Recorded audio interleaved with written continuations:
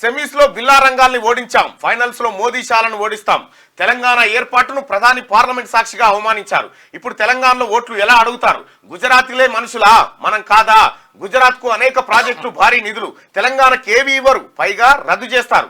BJP నేతలు నోరు తెరిస్తే అబద్ధాలే. బీజేపీకి వేసే ప్రతి ఓటు రిజర్వేషన్ల రద్దుకు వేసినట్టే.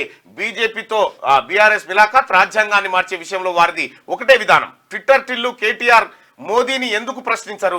1-2 సీట్లు వస్తే మోడీకి అమ్ముదామని కేసీఆర్ యత్నం. మా ప్రభుత్వం 10 ఏళ్లు అధికారంలో ఉంటుంది. జగిత్యాల సిరిసిల్ల కాంగ్రెస్ సభలో సీఎం రేవంత్ రెడ్డి. ఎన్నో రాష్ట్రాలుండగా మధ్యప్రదేశ్కి ఎందుకు? ఓటుకు నోటు కేసు బదిలీ పిటిషన్పై సుప్రీం ప్రశ్న. న్యాయవాదుల తీర్పై ధర్మాసనం అసహనం. క్షమాపణ చెప్పిన లాయర్లు, విచారణ జూలైకి వాయిదా. నిన్న పెద్దపల్లిలో జరిగినటువంటి సభ.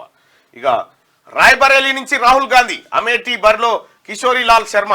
చివరి రోజున నామినేషన్. ఎన్నికలకు ముందే ఓటమిని కాంగ్రెస్ అంగీకరించిందని స్మృతి ఇరానీ అంటా ఉంది. పారిపో రాహుల్ పారిపో, అమేథీ నుంచి వయనాడుకు, అక్కడ నుంచి రాయ్బరేలీకి. కాంగ్రెస్ ఓటమికి ఇదే నిదర్శనం. ఈసారి కాంగ్రెస్ హాఫ్ సెంచరీ కూడా కష్టమే అని చెప్పి మోడీ అంటా ఉన్నాడు. సరే 4 రోజులు అయితే చూస్తారు కదా రిజల్ట్ వస్తే ఎవరికి ఏది కష్టం అవుతుంది ప్రజలు నిర్ణయిస్తారు.